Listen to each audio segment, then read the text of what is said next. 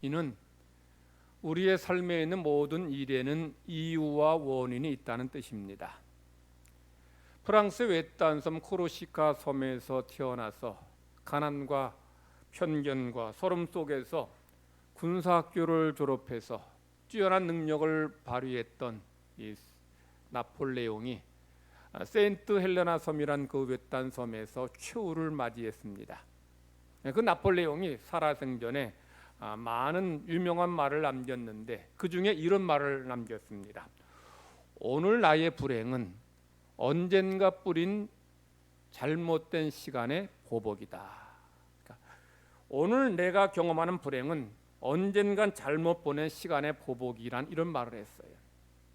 그러니까 지금 이 나폴레옹이 세인트 헬레나 섬에서 비참하게 죽어가는 것은 과거에 그가 시간을 잘못 보내기 때문에 지금 이런 고통을 당하며 죽어간다는 거예요. 그러니까 우리 삶의 모든 일에는 다 원인이 있고 이유가 있습니다. 그러니까 지금의 나의 모습은 내가 지금까지 뿌려왔던 삶의 모든 것들의 종합체입니다. 지금의 내가 과거에 어떤 그 이유도 없이 어떤 삶의 과정도 없이 지금의 내가 이루어진 것은 결코 아니라는 거죠. 그러므로 지금의 나의 불행은 또는 공동체나 국가의 실패는 과거에 어떤 잘못된 선택, 잘못된 결정을 했기 때문이라는 얘기죠. 지금 나의 불행은 과거에 잘못 보낸 시간의 보복이란 이 나폴레옹의 말 속에는 사실 우리의 삶에 가장 중요한 것을 지적하고 있어요. 만약 여러분 중에 어떤 분이 큰 병에 걸렸다면 물론 부모로부터 유전적으로 물려받은 병도 있겠지만 그렇지 않고 내 삶의 결과로 나타난 병도 많을 것입니다. 만약에 어떤 큰 병이 들었다면 그가 평소에 술이나 음주, 술이나 담배를 많이 피웠다든지 아니면 음식 습관이 좋지 않았다든지 아니면 평소에 좀 건강하게 운동을 해야 되는데 그러지 못했다든지 이런저런 이유가 있을 거예요. 그렇지 않으면 어떤 스트레스를 많이 받고서 그것을 풀지 못했다든지 하여튼 우리 지금의 나의 모습, 나의 건강은 사실 과거에 뿌린 내 삶의 결과라고 하는 거죠. 그런 면에서 나의 불행은 과거에 잘못 보낸 시간의 보복이란 이 나폴레옹의 말 우리가 꼭 기억하면 좋을 듯한 금원 같은 말이라 보겠습니다. 오늘 우리에게 주신 본문 말씀은 이스라엘이 가나안 정복 전쟁의 이제 두 번째 성인 여리고성 아이성의 정복 전쟁에서 실패하는 것을 말씀하고 있어요. 첫 번째 전쟁 여리고성 전쟁은 성공적으로 승리했어요. 그럼 두 번째 전쟁 아이성과의 전쟁에서는 실패하고 있는 것을 이제 7장에서 잘 말해주고 있습니다. 그 이유를 1절에서 분명하게 보여주고 있어요. 1절 말씀 보면 여기서 여러분들이 꼭 기억해야 될 중요한 단어가 하나 나와요. 그 중요한 단어가 뭐냐? 바친 물건입니다. 하나님께 바친 물건. 이 말씀을 우리가 잘 기억해야 돼. 이 바친 물건은 히브리어로 헤렘이라고 해요. 헤렘. 제가 오늘 말씀 전하면서 헤렘이란 단어를 제가 자주 사용할 거예요. 헤렘을 잘 기억하셔야 말씀을 잘 이해할 수 있어요. 헤렘이 뭐예요? 바친 물건. 하나님께 바칠 물건입니다. 그러니까 이 헤렘은 하나님의 것이에요. 하나님께 바칠 물건입니다. 자, 여호수아를 보면 이 헤렘이 종종 나와요. 자주 나옵니다. 하나님은 가나안 정복 전쟁을 하면서 가나안 땅 사람들을 하나님께 헤렘으로 바치라고 자주 말씀하셔요. 그러니까 헤렘은 하나님의 것이기 때문에 하나님께 바쳐야 돼요. 내가 가지면 안 돼요. 사람이 취하면 안 됩니다. 그러면 큰일 납니다. 그래서 짐승을 태워서 하나님께 제물로 바치듯이 헤렘은 하나님께 바쳐야 할 것이라고 말씀하는 거죠. 1절을 보면 이스라엘 자손들이 온전히 바친 물건으로 말미암아 범죄했다라고 말씀합니다. 무슨 말인가 하면 그들이 하나님께 바쳐야 할 것을 바치지 않아서 죄를 범했다는 거죠. 자, 그러면 이스라엘 백성들이 하나님께 바쳐야 될 것이 뭐예요? 여리고성 전체입니다. 여리고성 전체가 헤렘이에요. 헤렘.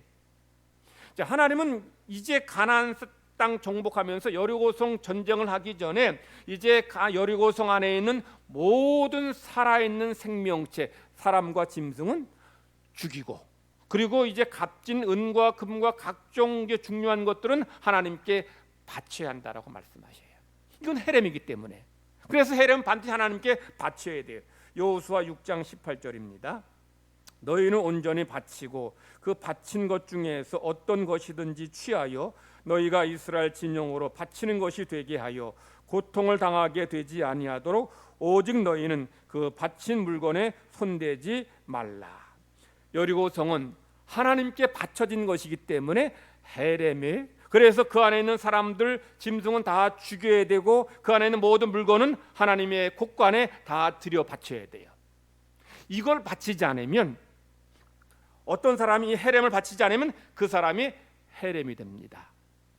자, 가나안성 여리고성 정복하다가 이제 전쟁하다가 이제 많은 사람들은 다 죽이고 좋은 마음에 드는 그런 동물 짐승도 있을 것이고 금은보화도 있어요. 그건 하나님께 바쳐야 되는데 내가 안 바쳤어요. 그러면 내가 헤렘이 되어서 나를 하나님께 바쳐야 돼요. 이게 무슨 뜻입니까? 나를 죽여야 되는 거예요. 그러니까 헤렘의 중요한 원칙 하나는 헤렘은 하나님의 것이다. 또 하나는 헤렘을 바치지 않은 사람은 그 사람이 헤렘이 된다. 이거예요.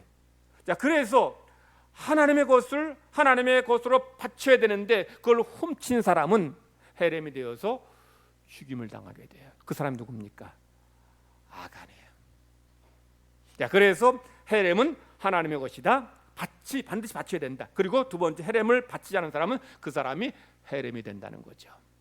자, 하나님은 여리고성 정복에 있어서 여리고성 전체 모든 사람과 짐승 그리고 모든 귀중품들은 하나님께 헤렘으로 바쳐야 한다라고 말씀하셨는데, 두 번째 성인 아이성부터는 하나님이 사람만 가나안 사람만 죽이고 짐승과 여러 중요한 것들은, 귀중품들은 하나님께 바치지 말고 가져도 좋다고 말씀하셔요. 여리고성에서는 사람, 짐승, 귀중품 다 하나님께 바치라고 하셨는데 아이성부터는 그러지 않아도 된다는 거죠. 우리 여호수아 8장 2절 말씀입니다. 너는 여리고와 그 왕에게 행한 것 같이 아이와 그 왕에게 행하되 오직 거기서 탈취할 물건과 가축은 스스로 가지라. 자, 아이성부터는 이제 사람만 죽이고 그리고 짐승과 각종 귀중품들은 가져도 좋다라고 말씀하셔요. 왜 그렇게 하실까요? 하나님이 왜 여리고성에서는 모든 것을 다 바치라 하셨는데 아이성부터는 나머지 성들에게는 사람만 죽이고 나머지는 바치지 말라 하셨을까요? 가져도 좋다 하셨을까요? 여리고성 전투는 가나안 정복 전쟁의 첫 번째 전투예요. 즉 여리고성은 가나안 정복 전쟁의 첫 열매, 첫 번째 열매입니다. 자, 첫 열매 누구 것입니까? 하나님의 것이에요. 그래서 첫 번째 난 장자는 하나님께 바쳐야 되고, 첫 번째 난 짐승 맏배는 하나님께 바쳐야 돼요. 그리고 처음 난 곡식, 처음 난 열매 다 하나님의 것이니까 하나님께 바쳐야 돼요. 물론 사람은 짐승처럼 제물로 바칠 수 없으니까 몸값을 바치죠. 자, 그럼에도 불구하고 사람과 짐승과 모든 것들은 다 첫 번째 거 하나님께 바쳐야 되는 거예요. 그래서 여리고성도 가나안 정복 전쟁의 첫 번째 열매이기 때문에 하나님께 다 바치라는 거예요. 그런데 나머지는 이제 너희들이 가져도 좋다는 거예요. 사람은 살려놔서는 그들로 인해 이스라엘에 실족하고 죄지에 빠지니까 사람은 반드시 죽이지만 짐승과 모든 것들은 가져도 좋다는 거예요. 오늘날에 제가 전에도 설교했고 우리 강사 전에 부흥회 할 때 강사 목사님도 그렇게 말씀하셨지만, 우리가 직장 다녀서 처음 받은 열매, 월급을 하나님께 첫 열매로 바치라고 했어요. 하나님의 것이니까. 바친다는 의미 속에는 내 삶도 하나님께 바치고 내 생명도 하나님의 것입니다. 이런 고백이에요. 이런 믿음의 고백으로 하나님께 바칠 때에 하나님이 그의 삶을, 그의 인생을 지켜주시고 책임져 주신다는 거죠. 자, 그래서 지금 헤렘을 하나님께 바치지만 두 번째 이상, 세 번째 그런 나머지 성에서는 사람만 죽이고 나머지는 가져도 좋다라고 말씀하신 것입니다. 자, 그래서 헤렘을 잘 이해하시고 계속 말씀을 들으시기 바랍니다. 자, 1절에 보면 이스라엘이 아이성보다 훨씬 큰 여리고성은 정복했고 승리했는데 아이성에는 패배한 이유를 말씀하고 있어요. 왜 패배했습니까? 하나님께 바쳐야 할 헤렘을 바치지 않았기 때문에. 아간이 은과 금과 외투를, 그 누구 것이? 하나님 것인데 하나님께 바치지 않고 자기가 그것을 취함으로 인해서 하나님의 진노가 이스라엘에게 임했고 결국 이스라엘이 아이성과의 전쟁에서 크게 대패했어요. 충분히 이길 수 있는 그런 싸움인데 이스라엘의 패배한 이유는 바로 헤렘을 하나님께 바치지 않았기 때문입니다. 하나님께서 여리고성 전쟁하기 전에 여호수아에게 또 모든 지도자들에게 또 모든 백성들에게 분명하게 알아듣기 쉽게 이렇게 말씀하셨어요. 뭐라고 말씀하셨느냐? 여호수아 6장 18절. 여러분 성경 한번 같이 읽어보십시다. 무슨 말인지 여러분들이 한번 같이 저와 같이 똑똑하게 한번 같이 읽어봅시다. 시작. 너희는 온전히 다시 여호수아 6장 18절 그 바로 위에 있죠. 여호수아 6장 18절 우리 한번 찾아서 한번 같이 읽어보십시다. 다 같이 여호수아 6장 18절 다 같이 찾아보세요. 시작. 너희는 온전히 바치고 그 바친 것 중에서 어떤 것이든지 취하여 너희가 이스라엘 진영으로 바치는 것이 되게 하여 고통을 당하게 되지 아니하도록 오직 너희는 그 바친 물건에 손대지 말라. 자, 말씀을 읽긴 읽었는데 바치란 말이에요. 바치지 말란 말이에요. 굉장히 지금 복잡하게 아주 번역을 해석을 좀 복잡하게 했어요. 좀 잘 못했어요. 제가 볼 때 하나님은 알아듣기 쉽게 분명하게 말씀하셨어요. 새번역 성경으로 한번 번역을 제가 한번 읽어드릴게요. 잘 들어보세요. 너희는 전멸시켜서 바치는 희생 제물에 손을 댔다가 스스로 파멸당하는 일이 없도록 주의하여라. 너희가 전멸시켜서 바치는 그 제물을 가지면 이스라엘지는 너희 때문에 전멸할 것이다. 이해가 됩니까? 자, 제가 이 말씀을 제가 한번 나름대로 제가 해석을 했어요. 제가 번역을 했는데 한번 잘 들어보세요. 좀 더 쉽게 했어요. 여리고성은 내게 바쳐진 헤렘이니 절대로 건드리지 말아라. 모든 것은 다 내게 바쳐라. 만일 내게 바쳐야 할 것을 바치지 않고 도둑질하면 그 사람이 헤렘이 될 것이다. 이해됩니까? 자, 지금 하나님께서 이스라엘 백성들에게 여리고성 전쟁, 정복 전쟁 시작하기 전에 누구나 쉽게 알아듣게 말씀하셨어요. 절대로 여리고성 헤렘이니 건드리지 말고 훔치지 말고 다 바치라고 말씀하셨어요. 이걸 지금 못 알아듣는 사람이 아무도 없어요. 그런데 아간이 하나님 말씀을 듣고서도 알아들었으면서도 하나님의 것을 훔쳤어요. 그래서 본인도 헤렘이 되고 그의 가족도 헤렘이 되고 이스라엘 헤렘이 되어서 다 죽게 생겼어요. 하나님의 말씀은 저도 하나님 말씀 전하는 사람입니다만은 제가 말씀 전할 때 늘 제가 제 마음속에 제 머릿속에 초등학교 2학년도 알아들을 수 있게끔 제가 말을 쉽게 하려고 설교도 쉽게 하려고 그래요. 그래야 여러분 알아들으니까. 하나님의 말씀은 누구나 알아듣게 쉽게 우리에게 주셨어요. 물론 이 성경 번역에 또는 이제 문화적인 차이로 인해서 좀 이해 못할 부분도 있긴 하지만 하나님은 쉽게 알아듣게 하셔요. 그래야 우리가 순종할 수 있으니까. 제가 전에 고대 지중해 그 바다 연안을 끼고 서 있는 여러 나라들이 전쟁할 때에는 반드시 이제 왕이 델피 신전에 가서 신탁받고서 전쟁한다고 말씀드렸어요. 그러니까 전쟁은 그 나라의 운명을 결정짓는, 존폐를 결정짓는 굉장히 중요한 그런 일이기 때문에 반드시 모든 그런 왕들이 델포이 신전에 가서 신탁을 받아요. 근데 이 신전의 사제들이 전하는 신탁이 어떤 것이냐? 마치 오늘날에 점쟁이들이 하는 말과 똑같아요. 점쟁이들은 뭐라고 점을 쳐줍니까? 동쪽으로 가면 귀인을 만날 것입니다. 동쪽이 어디예요? 여기도 동쪽이고 강릉 동쪽이고 속초도 동쪽이고 어디를 말하는 거야? 점쟁이도 하는 말이 이렇게 두루뭉실해. 두루뭉실하게 말하는 이유가 어디 있어요? 미래에 대해서 분명히 알지 못하기 때문에. 그리고 두루뭉실하게 말해야 나중에 이제 둘러댈 수가 있습니다. 당신 말도 동쪽으로 갔는데 안 됐다. 그 동쪽 말고 더 간 동쪽. 당신 말도 동쪽으로 갔는데 귀 못 만났다. 당신이 귀인을 못 알아봐서 못 만난 거지. 라면서 둘러대는 거. 그러니까 자기들이 미래에 대해서 제대로 알지 못하니까 이렇게 두루뭉술하게 이렇게 얘기하는 거예요. 그래야 책임지지 않고 그렇게 둘러댈 수 있고 변명할 수 있는 거예요.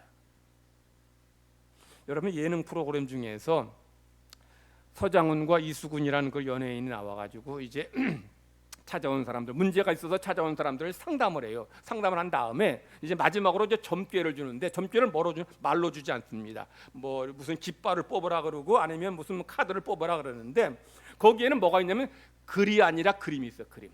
뭐 다양한 그림이 있어. 뭐 감옥 그림도 있고 뭐 사람 그림, 다양한 그림이 있는데 그 그림을 가지고 이제 그 사람의 상황에 대해서 답을 해결해 주는 거예요. 자, 그림을 주면 100이면 100사람 다 얼마든지 다양하게 거기에 맞는 답을 줄 수 있어요. 글로 하면, 말로 하면 기다 아니다 이게 확실해지는데, 그림으로 하면 이거 굉장히 사람마다 다 다르게 말할 수 있어요. 점장이들의 말이 그런 말이고, 신탁을 전하는 신전 사제들의 말이 이런 말이에요. 이를테면 뭐 험한 산에 사자가 지나간다, 아니면 짙은 구름 사이로 달이 지나간다, 뭐 이렇게 신탁을 주는 거예요. 여러분, 짙은 구름 사이로 달이 지나간다, 이게 좋은 신탁 같아요? 나쁜 신탁 같아요? 해석하기 나름이에요. 뭐 달이 보인다니까 이건 나에게 소광이 핀다는 뜻인가 보다 하고 좋게 해석할 수 있어요.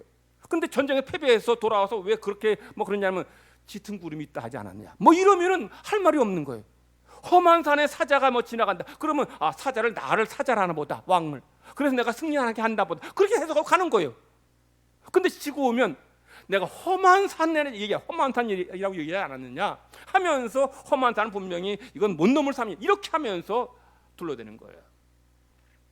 근데 여러분, 하나님 말씀은 여러분들이 이해 못해서 순종 못할 그런 말씀이 없는 거예요.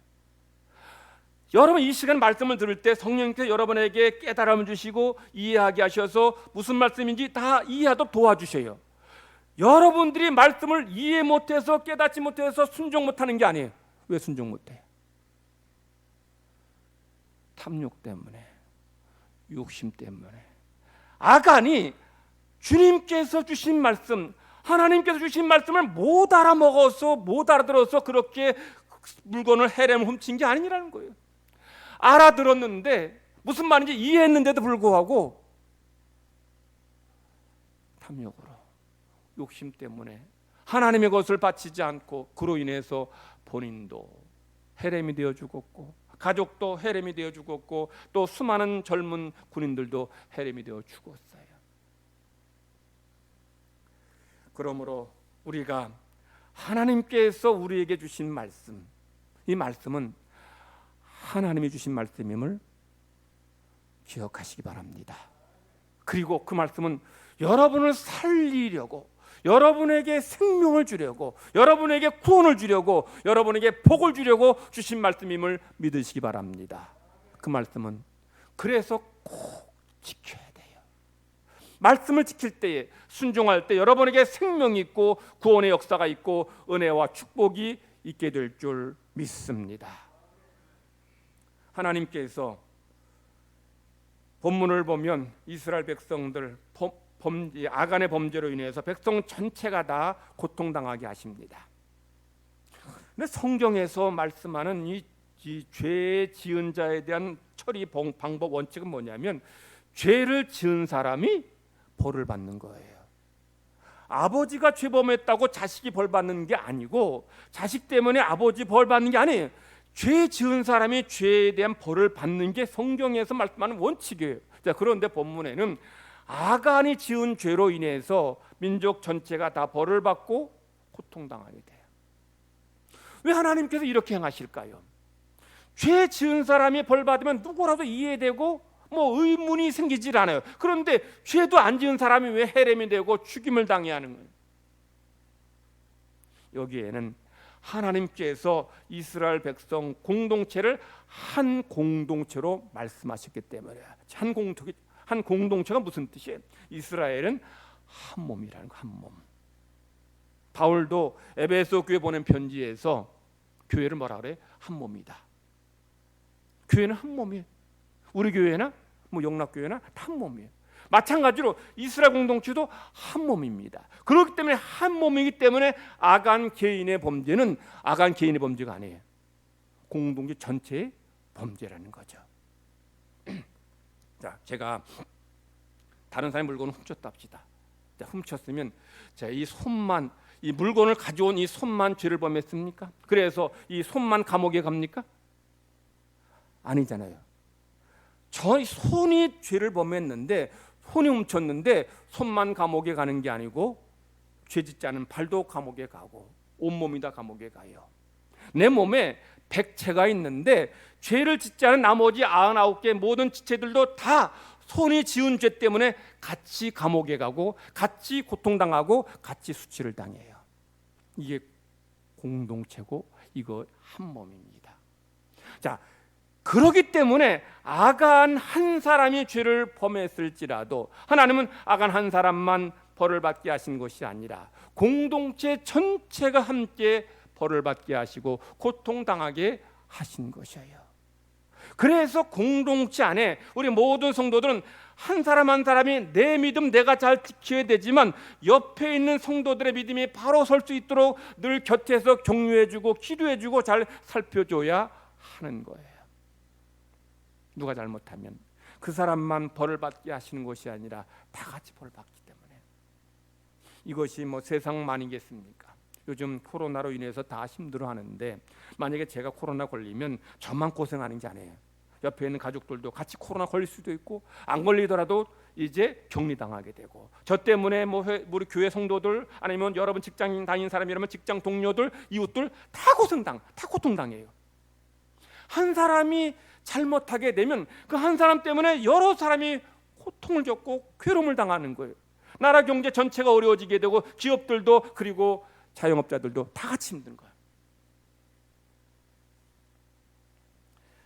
제가 전에 우리 대구에 하나님께서 지켜주셔서 코로나 확진자 뭐 거의 발생하지 않게 된 것 감사하다 말씀드렸는데, 우리 한 두어 주 전에 이제 달성군 다사의 모 교회 거기서 코로나 확진자가 30명 발생해서 이게 지금 그것으로는 계속 확진자가 퍼져나가고 있어요.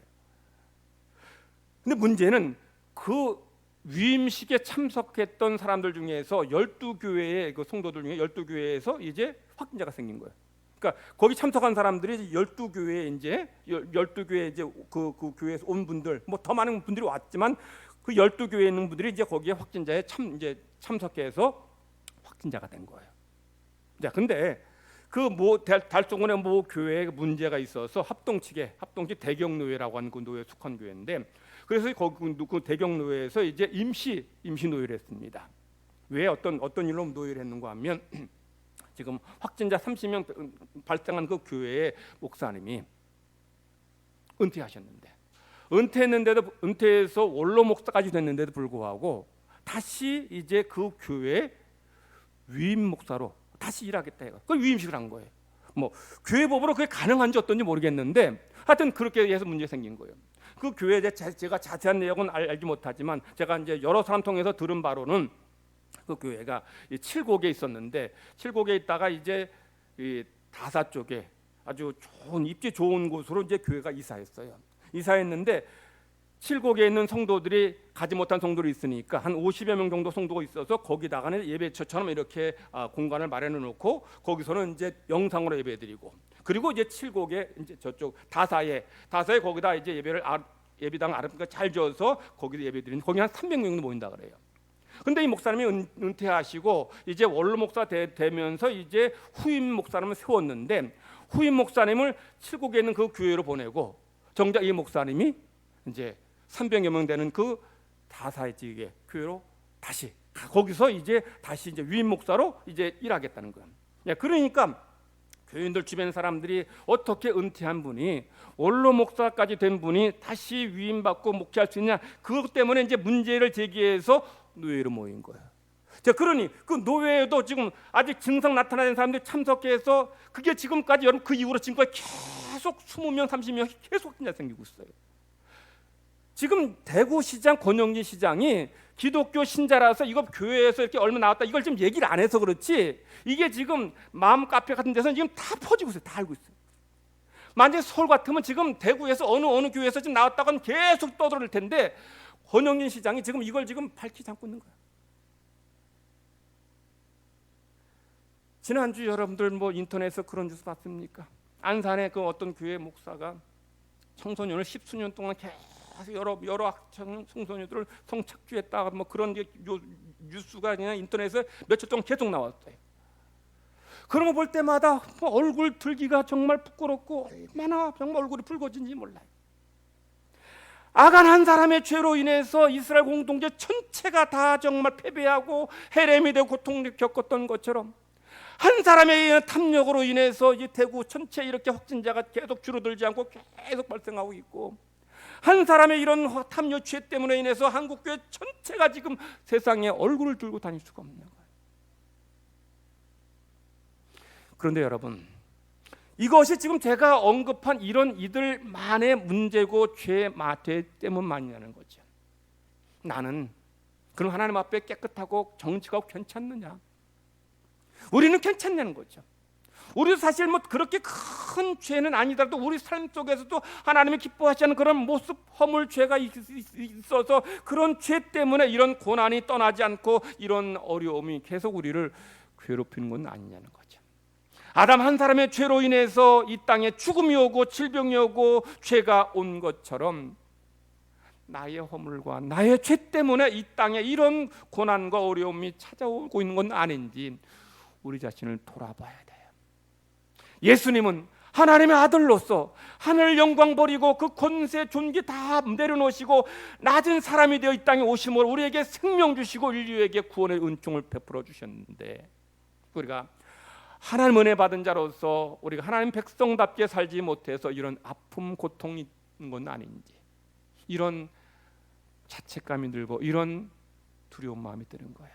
무엇보다 더 걱정되고 염려되는 것은 사실 우리의 교회는, 지금까지 교회는, 더군다나 한국 교회는 문제가 있을 때, 위기 있을 때 그때는 더 하나님 앞에 나와서 엎드리고 기도했어요. 우리의 힘으로 해결이 안 되니까 성도들이 문제 있을 때마다 하나님 우리를 도와주세요 라고 모여 기도했던 것이 교회 공동체의 모습이고 성경의 모습이에요. 전에도 말씀드린 것처럼 이스라엘 백성들이 블레셋에 침입받을 때 미스바 광장에 모여서 하나님 앞에 기도했어요. 그게 교회의 모습이고 그게 성도의 모습이에요. 지금 우리가 이런 고난, 위기, 어려움 당하고 있는데도 불구하고 지금 이 우리 시대는, 우리 사회는, 우리 한국 교회는 코로나라거나 이런 그 위기 때문에 나와서 기도하지 못하고 있어요. 금요 기도도 못하고 있고 새벽 기도에도 점점 더 성도들이 기도하지 못하고 있어요. 지금이야말로 이런 때야말로 더 우리가 기도해야 될 때인데 기도하지 않으니 하나님께서 우리에게 내리신 이 재앙을 거두어 가시지 않는 건 아닌지, 하나님께 내린 이 재앙이 끝나지 않는 건 아닌지, 이런 두려운 마음이 드는 거예요. 성탄의 계절에 주님께서 오신 성탄 이때에 정말 우리 주님께서 주신 기쁨으로 충만해야 될 때에 우리 마음이 굉장히 무겁습니다. 우리는 하나님의 은혜로 구원받은 하나님의 자녀이고 하나님의 백성이 우리는 확신하고 고백합니다. 그런 우리의 고백 속에 이제 내가 하나님 믿는 자로, 하나님 자녀로서 내 한 사람만이라도, 나 한 사람부터라도 하나님 앞에 믿음으로, 말씀으로, 기도로 살아가고 있는지 우리 자신을 돌아봐야 돼요.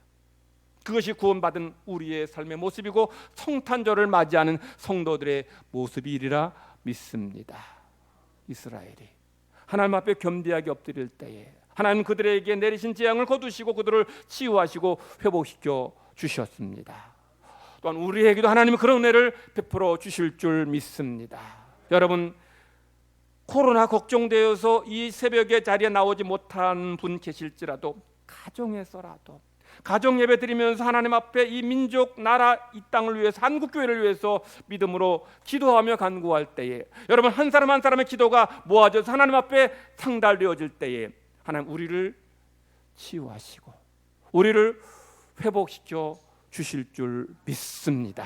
그런 은혜가 있기를 간절히 바랍니다.